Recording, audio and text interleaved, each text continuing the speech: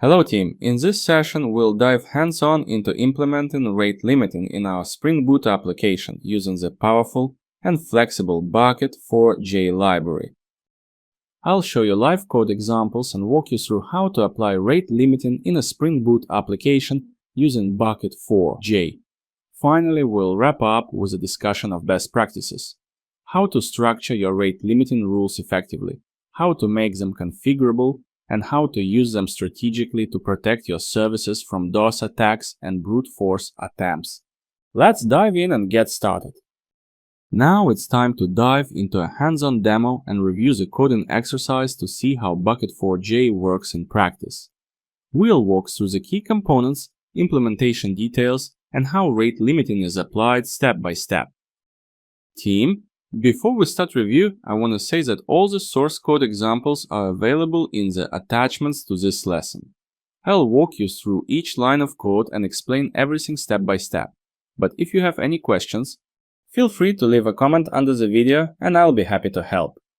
This is a demo project based on Spring Boot, which uses features of Spring Security. I've created a dedicated package for this lesson. It's called Rate Limiting. In addition, I've added a few configurations and dependencies to support the demo. Let me start by opening the pom.xml file and showing you which dependencies I've added. For this demo, I've added one core dependency, Bucket4j. Specifically, it's the Bucket4j core module. This is the main library we'll be using to implement rate limiting. Now, in the context of this lesson, we're keeping things lightweight and simple. Instead of setting up external infrastructure, we'll store all the rate limit data directly in memory using a regular concurrent hash map. This is perfectly fine for a demo and to let you understand how to work with library. However, when we talk about production systems, especially those running across multiple instances or in a cloud environment, in-memory storage won't be enough.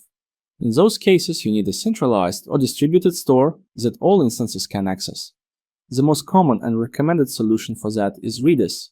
Bucket4j supports Redis through a dedicated module called Bucket4j Redis, and within that module you have two options for the Redis client, Lattice and Redison.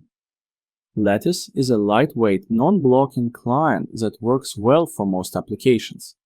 Redison, on the other hand, offers a richer API and additional features, but it's a bit heavier. In this particular lesson, we'll focus only on the in-memory version. No Redis involved, but it's good to know that for a real-world system, moving to a Redis-based setup is the way to go. Let's move on. Now let's open the class file named RateLimitingFilter. In this file, we have implemented a custom servlet filter to apply rate limiting logic based on client IP. What I'll do now is walk you through the code line by line, and we'll look not just at what it does, but also at the reasoning behind each part, and how this setup would change in a production-ready system. First of all, this class is annotated with component annotation, which means Spring will automatically detect and register it as a bean, and it will be part of the application context. This is critical for the filter to be automatically picked up and injected into the Spring security filter chain. We extend once per request filter, which is a convenient base class provided by Spring. What it ensures is that the filter logic will only run once per request, regardless of how many dispatches may happen internally. So if the request goes through forwards or includes, we don't accidentally run our logic multiple times, and that's exactly what we want for rate limiting. Moving into the body of the class, we define a constant called requests per minute, which we set to 3. This is the upper threshold we're allowing from a single IP address within 1 minute. Right below that, we define a concurrent hash map that holds bucket objects, the core concept in Bucket4j. Each bucket represents a container that holds tokens. In our case, tokens equal to allowed requests. The map is keyed by IP address, so each unique client IP will have its own independent rate limit. Then we define a supplier parameterized by the bucket configuration type, which essentially acts as a factory that produces configuration objects for newly created buckets. These configurations define two important aspects: how many tokens a bucket can hold and how quickly those tokens are refilled over time. In our case, we use the Bandwidth Builder API to configure a greedy refill policy, allowing up to 3 tokens per minute. This means the bucket can hold a maximum of 3 tokens at any time, and tokens are refilled gradually at a steady rate of 1 token every 20 seconds. The term greedy here refers to how tokens are added. They are inserted as soon as possible without spreading evenly across the time window. It's different from smooth refill strategies, which aim to distribute token refill more evenly. So practically speaking, once you consume all 3 tokens by making 3 rapid requests, you don't have to wait a full minute for the bucket to reset. Instead, the bucket will begin to refill immediately. And you'll be able to make another request as soon as the first new token becomes available, which would be about 20 seconds later. This gives the system a more flexible and responsive behavior compared to strict periodic refills. Now, the method resolve bucket is where the logic kicks in. When we receive a request from a new IP address, we build a new bucket for that IP using the configuration from the supplier. If the bucket for that IP already exists in the map, we simply return the existing one. Let's move into the doFilter internal method. This is the core logic of the filter. This method is invoked by the serverless container for every HTTP request. What you see here is that currently we apply rate limiting only when the request is made to the print thread name endpoint. This is done via a simple if statement checking the request URI.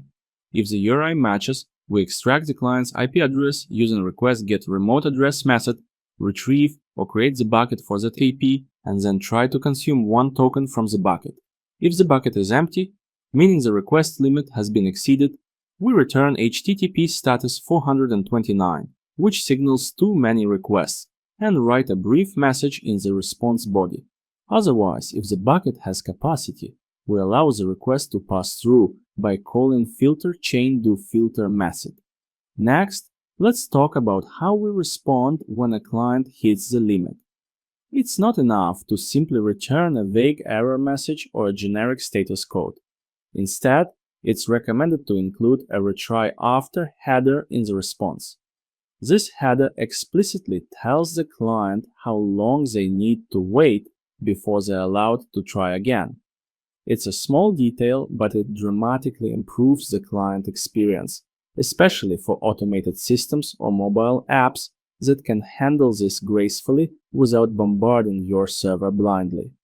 Now, let's talk a bit about what could be improved or what should be changed for real-world usage. First, this filter currently applies only to one hard-coded endpoint, print thread name.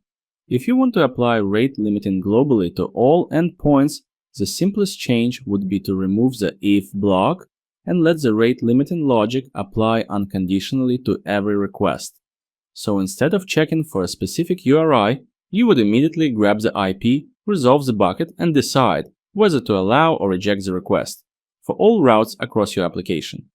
Another important consideration is that our current implementation stores all buckets in memory. That means if the application restarts, all rate limit state is lost. And in distributed environments, where you have more than one application instance, this approach simply won't work, since each node would maintain its own isolated limits. For production scenarios, you'd want to integrate a shared store like Redis, so that all instances share the same bucket state. Bucket4j provides official support for Redis with modules like Bucket4j Redis, and you can use either the Lattice or Redis on Redis clients, depending on your needs. Lattice is lightweight and reactive, while Redis offers a richer API and is better suited for more complex setups. Finally, you might want to go further by using custom keys. For example, you could combine API address with a user ID or API key, or even limit by endpoint plus AP if different endpoints require different policies. In summary, what we've built here is a simple, clear demonstration of how Bucket4j works with Spring Boot. It's perfectly suited for learning small services or single-instance applications. But once you start thinking about scale, uptime, and resilience, That's when you start plugging in Redis and pushing the configuration into external sources. Let's continue. Now I'd like to open and walk you through the Spring Demo Application class, which is the main configuration class for this Spring Boot project.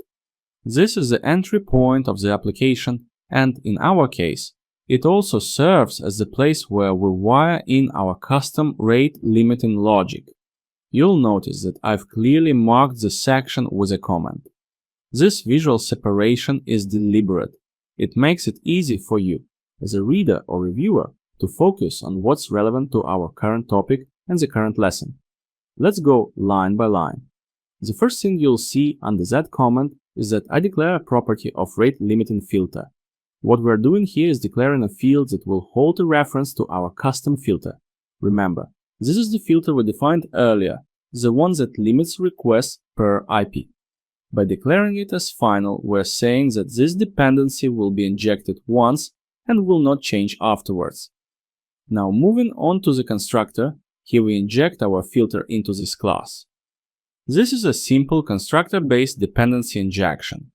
Spring will automatically inject the rate limiting filter bean when creating this configuration class because we have marked it with component earlier. Constructor injection is the preferred way to wire dependencies in modern Spring applications. It's clean, testable, and ensures immutability. Next comes the core piece, configuration of security filter chain. Let's break this down in detail. Here we define a Spring bean of type security filter chain. This bean is part of the Spring security configuration, and it controls how security filters are applied to incoming HTTP requests. Inside the method, we use the HTTP security object, which Spring provides, to customize the filter chain. What we're doing is telling Spring, before running the standard authentication logic, I want you to insert my custom rate limiting filter. We do this with the method addFilter before. This line ensures that our filter will run before Spring Security's own username password authentication filter. That's important because we want to block requests that exceed the rate limit before they reach the authentication layer. If a client is sending too many requests, we don't even want to waste time checking credentials. We just reject it early. Then we call authorize HTTP requests.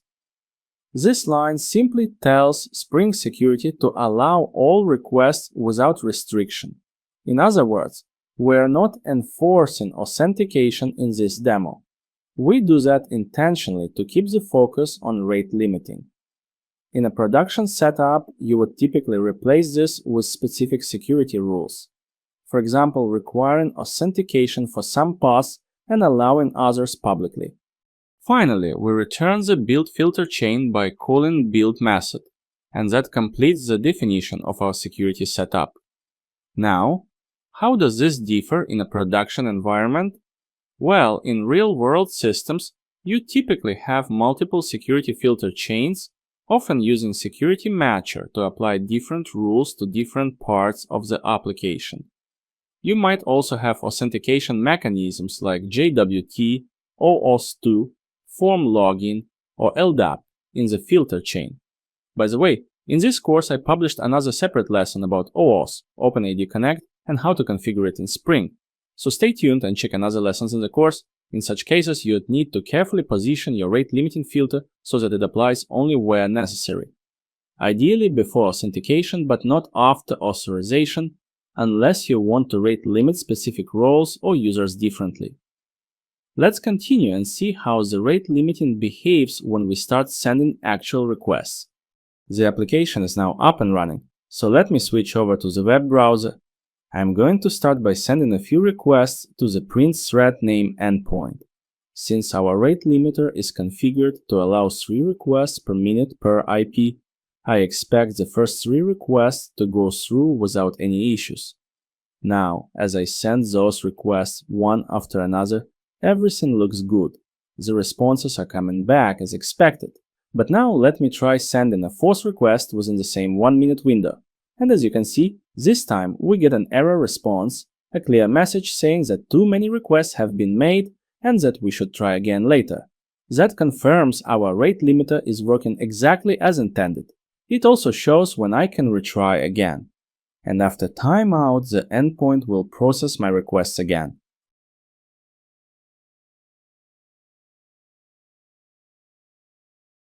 Now that we have seen a basic example of how rate limiting works in practice, let's take a step further and discuss how it should be implemented thoughtfully in real-world applications, especially when our goal is to protect services from brute force attacks or even full-scale denial of service attempts.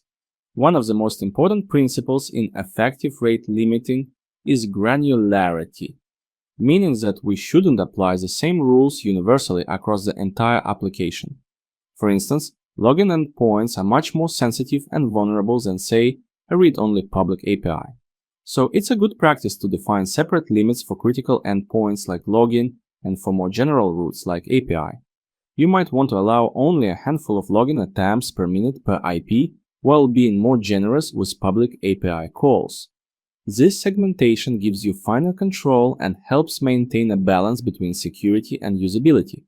So in short, good rate limiting is about doing it intelligently. Define rules that match the criticality of your endpoints. Communicate clearly with clients through headers, and keep your limits flexible and configurable. These practices don't just protect you from brute force or DDoS. They make your system fairer, more predictable, and more resilient under load. That's all what I plan to discuss with you in this lesson. Let's recap what we've learned today. I demonstrated a working Spring Boot example, showing how to apply per IP request limits in code. We walked through best practices to help protect your applications from abuse and overload in production. That's all for this lesson.